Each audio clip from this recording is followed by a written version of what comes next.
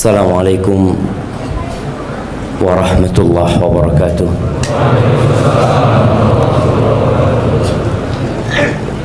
Alhamdulillah alladzi ahyana ba'da ma amatana wa ilaihin nusyur. Segala puji bagi Allah Jalla Jalaluh yang telah menghidupkan kita setelah Dia mematikan kita, dan kelak kepadanya kita akan dihimpun. Alhamdulillahilladzi afana fi jasadina wa radda ilaina arwahana. Segala puji bagi Allah Jalla Jalaluh yang memberikan sehat di tubuh kita. Buktinya kita semua bisa berangkat ke masjid. Di antara salah satu tanda orang itu sehat, berangkat ke masjid. Orang sakit nggak ke masjid. Oleh karena itu Rasul sallallahu alaihi wasallam kalau ada orang sakit, beliau mendoakan supaya sembuh. Kenapa didoakan supaya sembuh? Yanka laka aduwan wa yamshi ila salah. Ya Allah, sembuhkan hambamu fulan ini ya Allah, supaya dia bisa memerangi musuhmu dan bisa jalan ke sholat lagi gitu. Apa gunanya orang sehat kalau ternyata kakinya tidak bisa melangkah ke rumah Allah Azza wa Jalla? Di masa Nabi SAW banyak orang-orang munafikin yang salah satu tanda mereka kalau sholat subuh berjamaah sulit. Semoga Allah mematikan kita di atas agamanya. Allahumma salli wa sallim wa zid wa barik wa an'im ala abdika wa rasulika sayyidina wa maulana Muhammad wa ala alihi wa ashabihi ajma'in. Amma ba'd. Ahibati fillah. Ada seorang laki-laki yang datang kepada seorang alim ulama meminta nasihat. Ini penting kita untuk punya kenalan ustadz. Nggak harus ustadz yang dikenal di masyarakat. Ustadz yang jadi imam di masjid, yang ngajar di masjid kita. Soalnya kadang-kala sebagian kita ini nggak datang kajian kecuali kalau tabligh akbar. Padahal di dekat rumahnya ada masjid, alhamdulillah, yang selalu ada kajian. Perlu antum minta nasihat sama mereka. Kenapa? Mereka kenal sama antum biasanya. Mereka tinggal bersama antum. Oleh karena itu Rasulullah SAW ketika ada orang datang minta nasihat, nasihatnya itu beda-beda. Ini disuruh ini disuruh ini, sesuai dengan kondisi mereka. Ini orang datang kepada Dawud At-Tai rahimahullahu ta'ala. Dia mengatakan, ausini, kasih aku wasiat, kata dia. Nggak banyak wasiat beliau. Beliau mengatakan, askarul maut yantadhiruna, pasukan kematian itu sedang menantimu. Ketika Ana membaca nasihat ini, Ana jadi kebayang kondisi warga Ukraina. Apa yang terjadi sama mereka ketika diinformasikan tentara Rusia datang masuk ke dalam kota? Mereka hendak menyerang. Mereka mengungsi, jemaah. Mereka meninggalkan rumah mereka. Mereka beli dengan keringat mereka. Mereka bekerja berjuang untuk dapat rumah. Tapi ketika tahu bahwasanya pasukan kematian menanti mereka, hilang semua nilai harta yang mereka miliki. Mobil mereka ditinggal sama mereka. Mereka hanya bawa barang-barang berharga.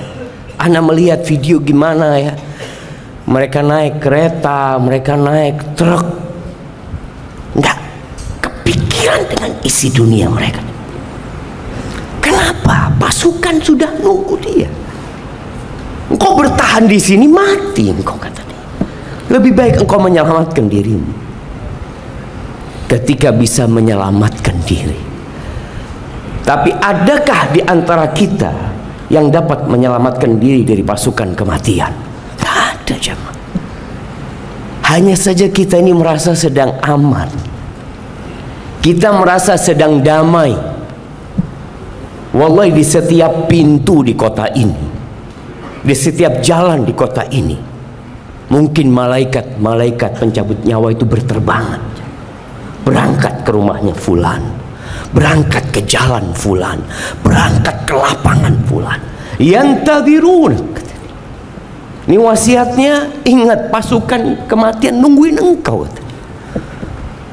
Mungkin sebagian orang keluar dari masjid ditunggu sama malaikat di sana.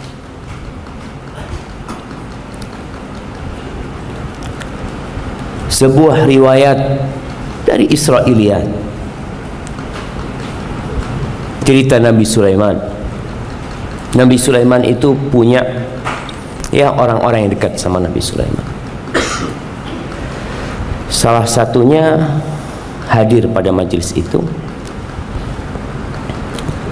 Datang orang masuk,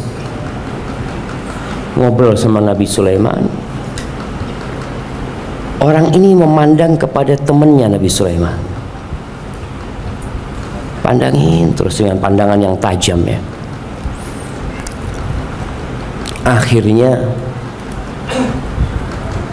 orang ini keluar. Ketika orang itu keluar, tanya temannya Nabi Sulaiman ini, siapa tadi? Nabi Sulaiman kata dia, kok gak enak perasaanku sama orang itu, kata dia. Dia mandangin aku terus. Kata Nabi Sulaiman, dzaka malakul maut. Tadi yang datang itu malaikat mencabut nyawa, kata dia. Takut dia, jemaah. Akhirnya dia ngomong, Nabi Sulaiman, kata dia, boleh aku minta tolong sama engkau? Perasaanku gak enak, kata dia. Aku minta engkau pindahkan aku ke ujung bumi ini. Kata Nabi Sulaiman, silahkan. Nabi Sulaiman Allah kasih angin ya, yang dapat memindah dalam waktu yang sangat cepat. Akhirnya orang itu pindah. Sudah. Keesokan harinya datang malaikat pencabut nyawa ini ke Nabi Sulaiman, kata dia. Nabi Sulaiman ngobrol sama malaikat ini. Aku punya teman kemarin ketakutan sama engkau, kata dia. Kenapa engkau pandangin dia? Iya Nabi Sulaiman, aku itu juga heran. Aku punya catatan, orang ini harus aku cabut nyawanya di ujung dunia sana. Tapi dia sedang ada bersamamu di sini, gitu loh. Terus ketika aku sampai ke sana, dia sudah nungguin aku di sana. Ja'a ajaluhum. Kita nggak tahu, jemaah Allah, bi ayyi ardin tamut, di bumi mana kita mati kita nggak tahu. Tapi yang jelas malaikat itu siap dan menanti kita. Kita masih bersibuk diri. Sekarang bulan Sya'ban ya, bulan diangkatnya amalan. Kita nggak ngapa-ngapain, jemaah. Kita seperti yang kemarin, nggak ada semangat. Wallah, Rasulullah SAW memang ya, beliau pernah mengatakan kepada para sahabatnya ketika ada informasi tentang 3 orang yang datang ke rumah Nabi SAW bertanya tentang ibadah Rasul SAW. Istri Nabi menjelaskan bahwa Nabi SAW itu yaqum wa yanam. Beliau kok di malam hari itu bukan full sholat malam, enggak. Beliau sholat malam dan beliau juga tidur gitu. Yasumu wa yuftir. Kalau siang harinya enggak full puasa terus, Nabi enggak. Nabi kadang kala puasa, kadang kala enggak puasa. Dan Nabi nikah banyak istrinya gitu. Akhirnya kata 3 orang ini, mereka merenungkan, kok kayaknya ibadah Nabi dikit. Istaqaluha, dianggap dikit sama 3 orang ini. Lalu mereka mengatakan, itu kan Nabi SAW, Nabi kan sudah diampuni dosanya yang masa lalu dan akan datang, kata dia. Kita gimana? Akhirnya salah seorang mengatakan, amma ana fa aqumu wala ana. Yang satu mengatakan, aku akan sholat malam terus, nggak akan tidur. Yang satu mengatakan, amma ana fa asumu wala uftir. Adapun aku akan puasa sepanjang tahun dan aku tidak akan berbuka. Yang satu mengatakan, aku akan fokus ibadah, aku tidak akan menikah dengan wanita. Bayangan dia menikah, ngurusin istri, kalau sudah punya anak, ngurusin anaknya, anaknya mulai sekolah, ngantar sekolah, aduh ruwet. Mertua minta disambangi, berangkat ke mertua, ya kalau mertuanya satu. Kalau mertuanya kayak Nabi SAW, Nabi banyak kan dalam bayangan mereka. Artinya mereka bayangannya berat gitu loh. Akhirnya mereka, yang satu mengatakan, aku akan meninggalkan pernikahan. Nabi dengar nih, ada pola pikir yang salah, maka beliau naik mimbar menyuruh Bilal. Biasanya kalau selain di waktu sholat, Bilal itu akan menyeru as-salatu jami'ah, orang datang ke Masjid Nabawi. Maka Nabi SAW mengatakan, ma balu aqwamin yaquluna kadza wa kadza. Ada apa nih? Orang-orang berpendapat seperti ini dan seperti itu. Nabi menyebutkan omongan 3 orang itu. Ama wallah inni a'lamakum billahi wa akhsyakum lahu. Riwayat lain mengatakan, atqakum lillah. Aku ini orang yang paling kenal sama Allah, yang paling bertakwa kepada Allah, yang paling takut kepada Allah Azza wa Jalla. Aku tidur dan aku sholat, aku berbuka dan aku berpuasa, dan aku menikah dengan wanita-wanita. Faman raghiba an sunnati falaysa minni. Barang siapa yang benci dengan sunnahku, bukan dari golonganku. Nah, sekarang nih di bulan Sya'ban ada sunnah Nabi SAW. Ngapain beliau di bulan Sya'ban? Beliau berpuasa di bulan Sya'ban hampir full 1 bulan. Bahkan beberapa riwayat mengatakan Nabi menyambung Sya'ban dengan Ramadan. Terus kita di bulan Sya'ban, wala puasa sunnah, wala menambah amalan, wala menambah volume bacaan Quran kita, wala menambah wirid kita. Kita fokus terus mencari harta. Maka tolonglah yang mengatakan kajian sunnah, yang ingin menghidupkan sunnah, dicari apa sunnah Nabi SAW di bulan Sya'ban. Kadang-kadang kala kita rajin datang kajian, ilmunya banyak, amalnya kurang. Khususnya di soft pertama nih, tanggung jawab nih. Tapi sekarang soft pertama, soft terakhir dengernya sama Ustaz. Dulu kadang-kala yang di soft terakhir dengarnya kurang, tapi sekarang dengan mic ini semua bisa mendengar, dan semoga kita bisa menghidupkan bulan Sya'ban ini dengan sunnah-sunnah Rasulullah SAW.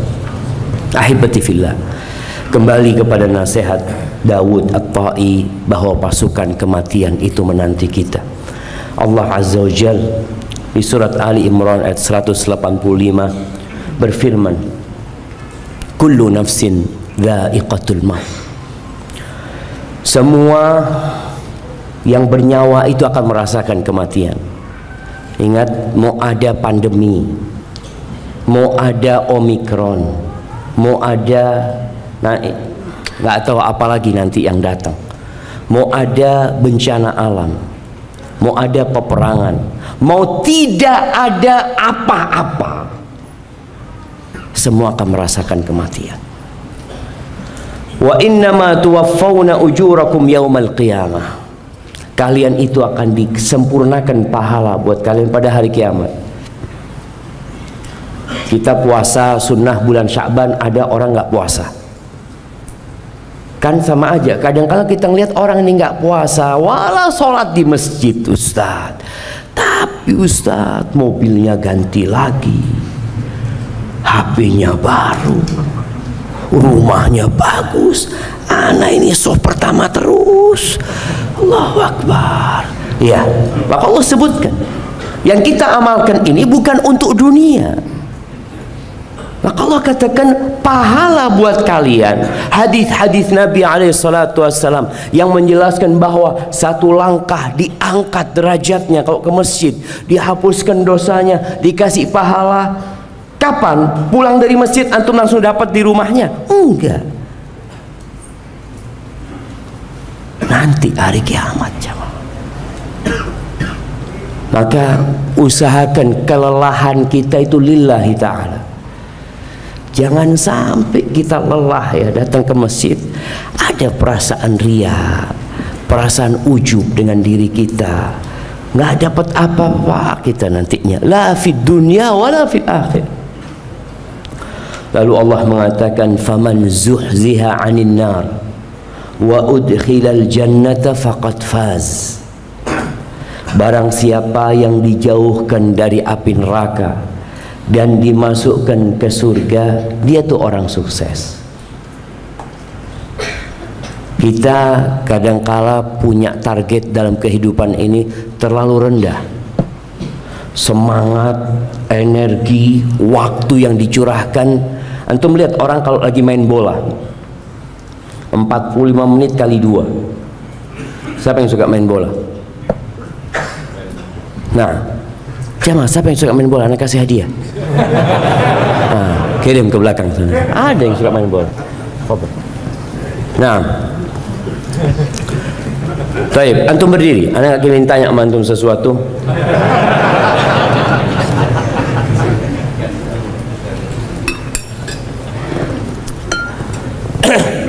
Iya. Ketika antum berada di lapangan bola, target antum itu apa? Mencetak gol. Jazakallah khair.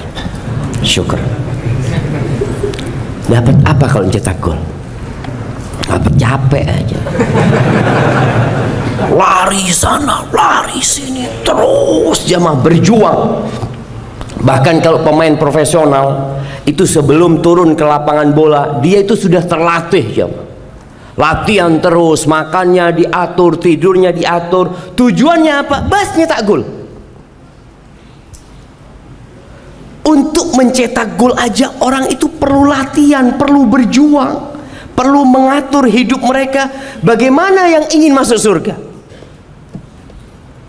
Apakah semangatnya seperti semangat mau mencetak gol? Kadang-kala enggak. Santai. Allah Maha Pengampun. Ini kadang-kala orang yang sudah ngaji, yang udah belajar, dia meremehkan dosa. Ustaz, bukankah Rasul sallallahu alaihi wasallam bersabda, "Man kana akhiru kalamihi la ilaha illallah dakhalal jannah." Yang akhir ucapannya la ilaha illallah masuk surga.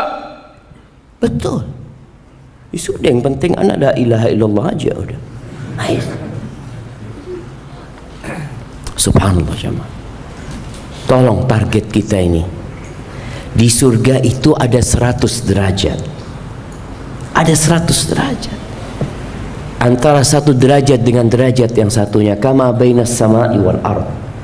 Jaraknya seperti langit dan bumi ini. Dan ada orang-orang yang kalau targetnya rendah, anak-anak kuliah, kita bisa lihatlah yang mau kumlot belajar sungguh-sungguh ke perpustakaan ya, waktu dia habiskan untuk mengkaji pelajaran dia, tapi yang targetnya yang penting lulus. Kira-kira apa yang dilakukan?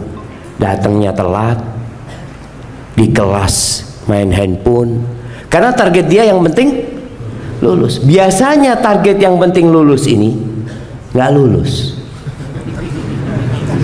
Kalaupun lulus nyontek, karena target dia memang yang penting lulus. Target dia sangat rendah sekali jam. Makanya dia nggak bersungguh-sungguh. Tergantung antum. Antum targetnya apa sekarang? Rasulullah SAW di bulan Sya'ban ini beliau berpuasa di bulan Sya'ban. Karena apa? Di bulan ini amalan diangkat, kata dia. Fa uhibbu ayyurfa'a amali wa ana shaim. Aku ingin amalanku diangkat dalam kondisi aku berpuasa.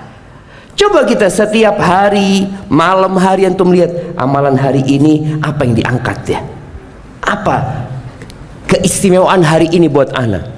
Alhamdulillah, ana tadi baca la ilaha illallah wahdahu la syarikalah lahul mulku wa lahul hamdu wa huwa ala kulli syai'in qadir 230 kali. Alhamdulillah ya Allah.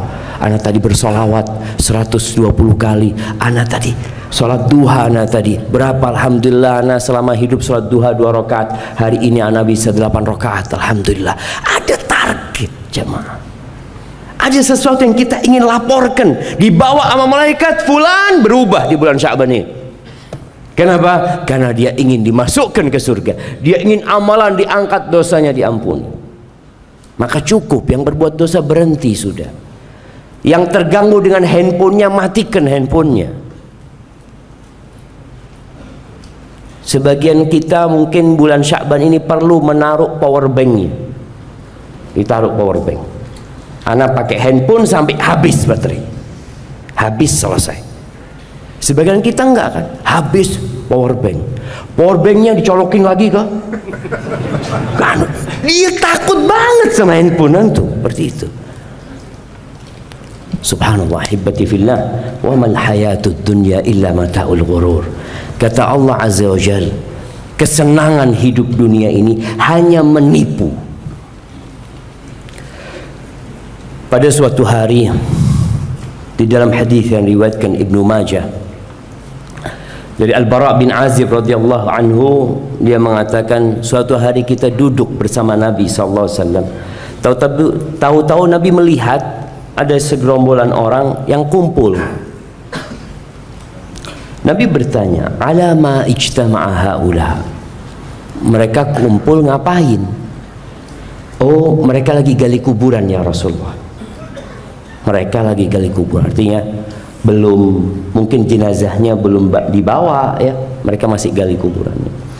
Nabi SAW tahu-tahu dengar gali kuburan, beliau bangkit, beliau terburu-buru berangkat menuju kuburan itunya. Kemudian di depan kuburan itu beliau bersimpuh. Al-Bara' mengatakan, akhirnya aku menghadap Nabi SAW dari arah yang berlawanan. Aku mau lihat Nabi ngapain sih. Fabaka hatta balla thara min dumu'i. Beliau menangis sampai basah, tanah di depan Nabi SAW itu basah. Pernah kita nangis seperti itu jemaah? Ini Nabi SAW yang tadi dosanya sudah diampuni, yang lalu dan akan datang. Thumma aqbala alaina. Setelah beliau menghabiskan air matanya, beliau kemudian menghadap kepada kami mengatakan, "Ai ikhwani, limithli hadzal yaum fa'iddu." Wahai saudara-saudaraku, untuk yang seperti ini, untuk yang seperti hari ini nih, hendaklah kalian persiapan. Apa persiapan kita jamaah? Ya, ana sendiri kadangkala kalau baca hadis-hadis seperti ini, ana bertanya kepada diri ana, antum apa persiapannya? Coba kita buka koper kita kalau kita mau perjalanan jauh. Isinya semuanya siap. Ketika kita tahu kita akan lewat tol, kita akan isi e-tol kita, dan kita akan letakkan di tempat yang mudah. Bahkan ada yang e-tolnya kasih apa? Kasih tongkat. Dia ingin kemudahan dalam perjalanan dia. Dulu kalau Anda melakukan perjalanan sama orang tua, itu biasanya beberapa hari sebelumnya sudah bikin lontong yang ada isi dagingnya, coba. Apa namanya? Arem-arem disiapin ya, nanti bawa termos isinya teh apa sih, karena kita mau melakukan perjalanan jemaah. Kita ini kadangkala persiapan untuk perjalanan nggak ada, yang ada persiapan untuk tinggal di sini di BSD. Antum persiapan itu, antum isi rumah antum dengan segala yang antum butuhkan. Nggak apa-apa, silahkan. Tapi untuk perjalanan tolong diisi juga gitu. Rasulullah SAW menyuruh kita untuk sering-sering mengingat hadhimul ladzat, aktsiru dzikra hadhimil ladzat. Kalian perbanyak mengingat pemutus kelezatan, yaknil maut, kematian ini. Sehingga orang kalau ingat dia akan persiapan. Tapi kalau tidak ingat, ya udah. Biasanya kalau pulang dari kajian, semangat. Nanti kumpul sama istri, kumpul sama anak, ngelihat isi dompetnya. Mulai yang didengarkan di kajian, lupa sedikit-sedikit. Wajar, nggak masalah. Nanti datang kajian lagi untuk dicas kembali. Ana Ustaz, terus terang Ustaz, ana ini kalau baterai HP itu sudah mulai dicas sedikit cepat habis ya, apa namanya? Apa? Soak. Hah? Udah mulai soak gitu jemaah. Akhirnya orang ini sering-sering mengecas handphonenya. Kita lihat dia belum setengah hari udah dicas lagi, terus cas seperti itu. Tapi kalau sudah lemah, ahsan diganti baterainya. Kita pun kadang-kala seperti itu, perlu ganti baterai, perlu ganti suasana, perlu ganti kawan, perlu ganti majelis, supaya baterai kita nggak cepat habis. Dunia ini Allah menyebutnya la'ibun walahu, permainan dan senda gurau. Jadi kita lihat semua bermain-main. Apalagi dengan adanya handphone, semakin lengkap permainan itu jangan. Manusia terus berebut harta, tidak puas memandang wanita, berburu tahta. Yang muda, yang tua tenggelam dalam buayan dunia ini. Dia berpikir akan hidup lebih lama di muka bumi ini dengan banyaknya harta dia. Dia berpikir kalau dia berkuasa maka anak akan tambah usianya. Nggak ada. Semua sudah ditetapkan. Dan kematian ini tidak kenal orang kaya, orang miskin. Nggak kenal orang tua, anak muda. Allah Azza wa Jalla mengatakan fa idza jaa ajaluhum la yastakhiruna sa'atan wa la yastaqdimun. Kalau datang ajalnya, waktunya telah tiba, selesai. Nggak bisa maju, nggak bisa mundur.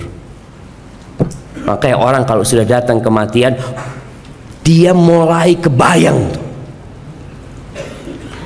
Ada yang mengatakan qala rabbirji'un, ya Allah kembalikan aku ke dunia, ya Allah kembalikan aku ke dunia. Kenapa? Karena semua kelezatan putus sudah jemaah.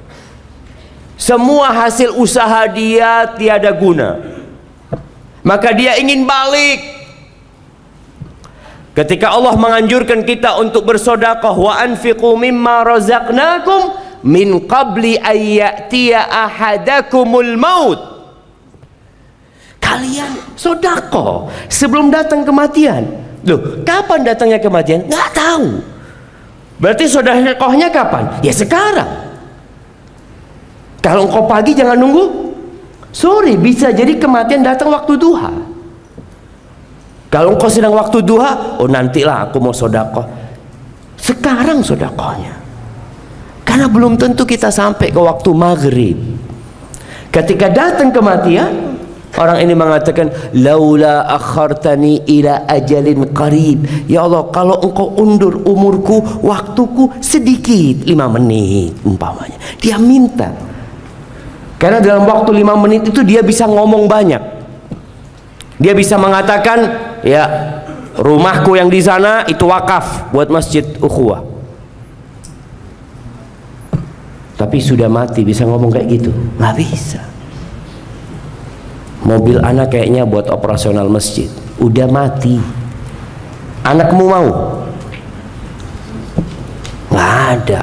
Anak ini cinta sama orang tuanya, tapi kalau urusan harta berantem sama kakaknya kadang-kadang. Itu yang terjadi. Coba kita renungkan jamaah. Kalau kita sedang melihat manusia yang biasa duduk bersama kita, tertawa, tersenyum, makan bareng kita, tahu-tahu berada dalam bungkusan kain kafan. Kalau itu kawan antum, antum akan buka, antum akan lihat dia. Sekarang coba kita bayangkan kita yang ada di dalam kafan itu. Kita mau dibawa sama mereka ke tempat yang sempit. Kemudian akan ditutup pakai kayu jemaah. Kita ngelihatnya kadang-kala nggak tahu di sini pakai sirap, kalau di Jember kadang-kala pakai bambu. Bambunya. Gimana kalau ana yang ada di dalam sana? Semua orang teriak-teriak kadang-kala hanya untuk membuang kita. Ada anak-anak yang mengatakan, Bapak biarlah di rumah seminggu karena bapaknya mati. Kenapa? Aku kepingin ngelihat bapak 7 hari lagi. Nggak ada.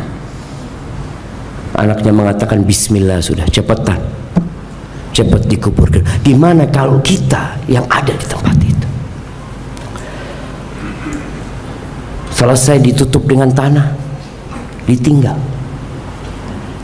Bayangkan malam pertama antum di situ.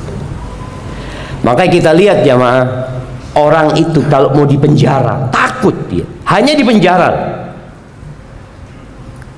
Berapa kelezatan yang harus dia tinggalkan ketika dia dipenjara? Di penjara masih dikasih makan, di penjara itu masih boleh tidur, di penjara itu masih boleh dikunjungin. Tapi kita melihat bagaimana orang berusaha untuk tidak dipenjara, padahal kasusnya benar, dia melakukan perbuatan dosa. Dia sogok hakimnya kadangkala, dia sogok jaksanya, dia berbuat macam-macam supaya tidak dipenjara. Kalau dipenjara 12 tahun dia berharap gimana jadi 2 tahun, bagaimana jadi lebih ringan lagi. Itu dilakukan manusia. Kelezatan yang dia tinggalkan banyak hanya dengan dipenjara. Bagaimana dengan kematian? Semua kelezatan yang dia biasa merasakan di dunia hilang semuanya. Al-Imam At-Tirmidzi meriwayatkan dari Abu Hurairah radhiyallahu anhu bahwa Nabi SAW mengatakan, "Ma ra'aitu manzaran qat illa wal qabr afdha minhu." Aku tidak pernah melihat pemandangan yang mengerikan kecuali kuburan itu lebih mengerikan. Antum kalau lewat penjara, pagernya tinggi, kadangkala antum akan mengatakan naudzubillah, mudah-mudahan anda nggak ada urusan sama penjara ini.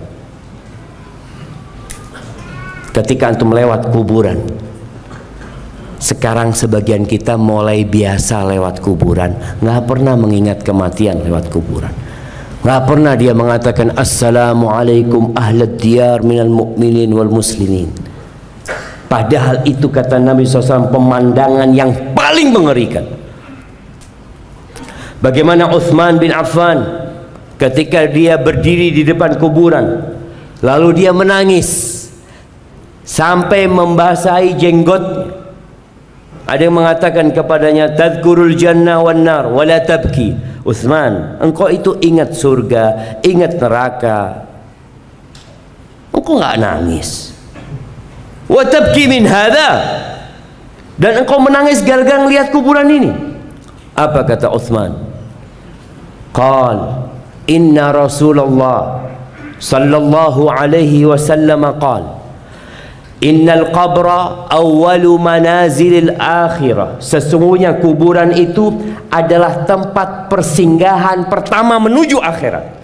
Kalau bicara surga neraka, ini loh tempat pertamanya. Ini pintu masuknya. Jadi kadangkala yang terdekat sama kita surga apa neraka? Ya kuburan. Kuburan ini yang paling dekat. Fa in naja minhu ahadun fama ba'dahu aisar minhu. Kalau selamat dari sini, yang sesudahnya akan lebih mudah. Wa in lam yanju minhu fama ba'dahu asyad minhu. Tapi kalau nggak selamat di tempat ini, ya sudah, yang setelahnya akan lebih dahsyat lagi buat dia. Ahibati fillah, Al-Imam At-Tirmidzi menyebutkan dalam kitabnya At-Tadhkirah tentang kuburan ini jemaah, tempat yang sempit ini. Ana pernah dikasih sama kawan dulu, dikasih plakat, iya plakat ya, yang biasanya diberikan sebagai apa? Sebagai penghargaan itu kan. Iya, ana kasih plakat. Plakatnya itu kuburan jemaah. Di bawahnya itu ada semacam orang yang dikafanin, terus tulisannya Syafiq Riza Basalawa. Allah.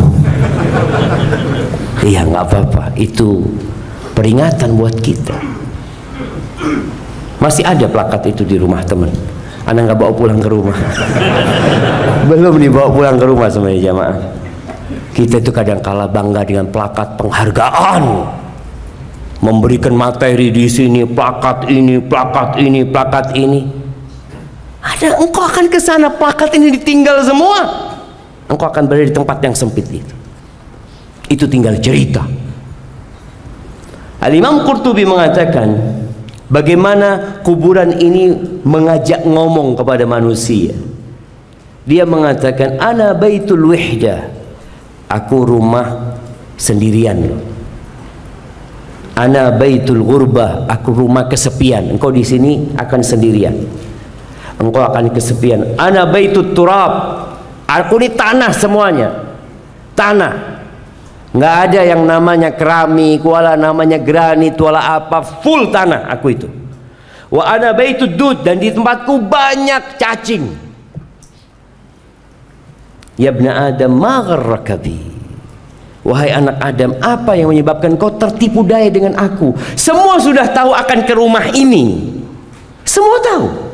Siapa sekarang yang tidak tahu kalau dia akan berakhir ke rumah yang sempit itu? Tapi kita lupa. Maka dikatakan, apa yang membuat kau tertipu daya dengan aku? Engkau merasa nyaman di rumah luasmu, engkau nanti ke tempat yang sempit ini. Alam ta'lam anni baitil wihda. Apa engkau nggak tahu tuh, aku rumah, engkau kesepian di sini. Engkau akan dalam kegelapan di sini. Kita ketika padam listrik Jakarta beberapa tahun yang lalu ya, sempat padam listrik itu ribu jamaah. Ya sekarang lah kita di rumah, kalau kehabiskan token listrik, apakah ada yang menunggu mengatakan insya Allah lah 3 jam lagi baru ana isi? Nggak ada, dia akan isi. Tapi ketika di kuburan nggak bisa antum ngisi lagi. Antum akan berada di kegelapan yang begitu kelamnya. Wahai ya ibna Adam, alaysa qad hadzartani wa hadzart alaysa qad hadzartani wa hadzarta dhulmati wa natni wa dudi. Bukankah engkau sudah dikasih peringatan kalau aku tempat yang busuk, tempat yang tidak nyaman? Apa yang engkau persiapkan buat aku? Tidak ada satupun manusia di muka bumi ini melainkan akan dijepit dengan kuburan. Kadangkala ada orang kuburannya besar, kita ngeliat kuburannya non muslim kadangkala, oh besar banget jemaah. Sampai anak-anak tanya, Abah, ada berapa orang yang dikubur di situ? 1, anak ngomong. Oh, besar banget. Ya, tapi sejatinya dia akan terjepit di sana. Kata Nabi SAW, inna lil qabri daghtah. Kuburan itu semuanya punya tekanan, akan menekan. Lau kana ahadun najian minha naja Sa'ad bin Mu'ad.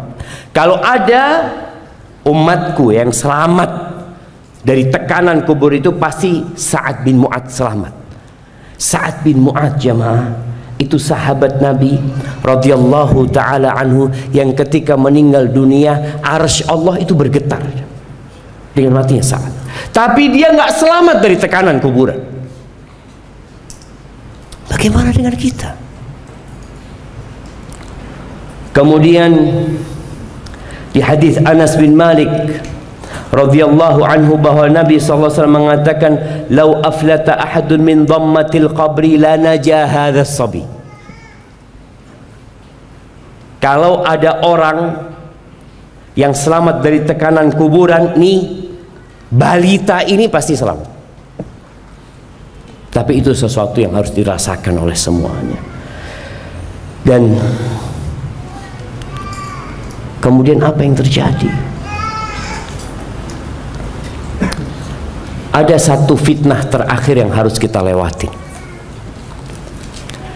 yaitu fitnahnya Munkar dan Nakir, yang setiap sholat kita dianjurkan berdoa, Allahumma inni a'udzubika min azabil qabr wa min azabi jahannam wa min fitnatil mahya wal mamat. Fitnah terakhir yang harus dihadapin muslim itu fitnah kubur, bukan azab kubur. Lain fitnah kubur sama azab kubur. Fitnah kubur ini adalah fitnah yang sangat menakutkan. Kadangkala ada mahasiswa yang di kelas ana tunjuk, antum berdiri, ana kasih pertanyaan. Dia ngomong, Ustadz, ana gemeter Ustadz.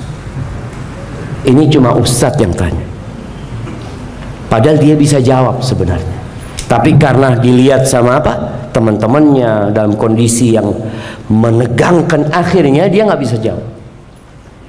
Sedangkan kalau fitnah kubur ini, Rasulullah SAW menyebutkan kedatangan dua malaikat yang namanya Munkar dan Nakir, yang kata Nabi SAW ketika menyebutkan tentang sifatnya Munkar dan Nakir ini, aswadani azraqan, warnanya blue black, hitam biru. Aswatuhuma karra'dil qasif, disebutkan di beberapa riwayat suaranya itu seperti suara halilintar yang menyambar. Bagaimana perasaan kita tahu-tahu dengar wa absaruhuma kal barqil khatif, pandangan matanya seperti kilat, karena tempatnya gelap gulita jemaah. Jadi sampai pandangan matanya itu membuat orang ini ketakutan. Ma'kulli wahidatin mirzabah, setiap orang atau setiap malaikat ini membawa palu, yang kalau gunung dipukul dengan palu itu akan jadi turab, akan jadi debu. Walau ijtama'a ala hamliha ahlul ardi lam yaqdiru ayyaqiluha. Kalau seluruh penduduk bumi itu mau mengangkat palunya Munkar Nakir ini, tidak akan mampu mengangkat. Diriwayatkan oleh Imam Al-Baihaqi. Gimana kondisi antum pada waktu itu? Udah keluarga udah pada pulang semuanya, benar-benar semua kelezatan hilang.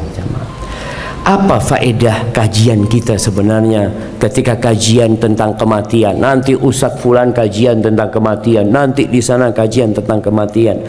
Karena memang Nabi SAW nyuruh kita sering kali mengingat kematian. Aktsiru dzikra hadhimil ladzat. Disuruh sering kali mendengar dan mengingat hal itu.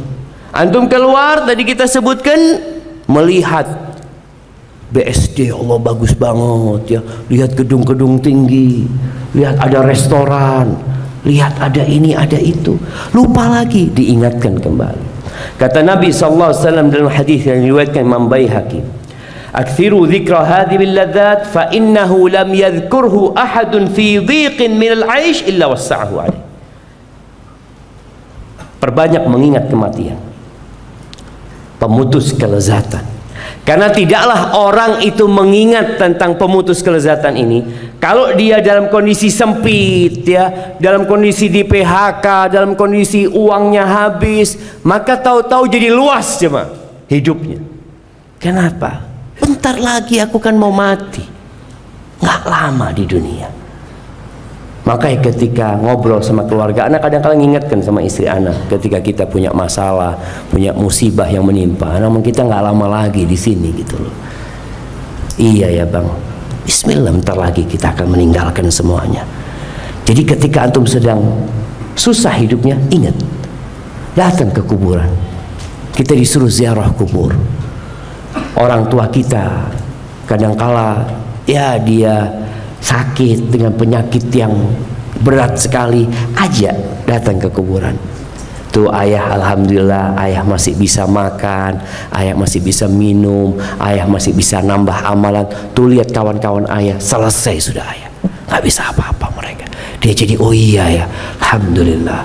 Dan kalau orang itu dalam keluasan rizki, perlu juga ingat kematian, karena jadi sempit hidupnya. Anak mau kaya, mau banyak hartanya, berakhir dengan kematian. Maka dia juga akan ingat dengan hari akhir dia. Abdullah bin Umar radhiyallahu taala anhu, dia mengatakan, aku pernah mendatangi Nabi sallallahu alaihi wasallam. Ashira ashratin, aku orang ke-10. Jadi dia hadir, dia orang yang ke-10. Faqama rajulun minal ansar. Tahu-tahu ada seorang dari kalangan Ansar yang berdiri. Dia bertanya kepada Nabi SAW, "Ya Nabi Allah, man akyasun nas wa ahzamun nas?" Siapa orang yang paling cerdas, siapa orang yang paling tegas? Dia kepingin tanya itu. Faqala, apa kata Nabi SAW? "Aktsaruhum dzikran lil maut." Orang yang paling cerdas, yang paling tegas adalah orang yang paling banyak mengingat kematian. Wa asyadduhum isti'dadan lil maut qabla nuzulil maut. Orang yang paling persiapan untuk menghadapi kematian sebelum kematian itu tiba. Ulaika humul akyas. Mereka lah orang-orang yang cerdas. Zahabu bi syarafid dunya wa karamatil akhirah. Mereka pergi membawa kemuliaan dunia dan karomahnya akhirat.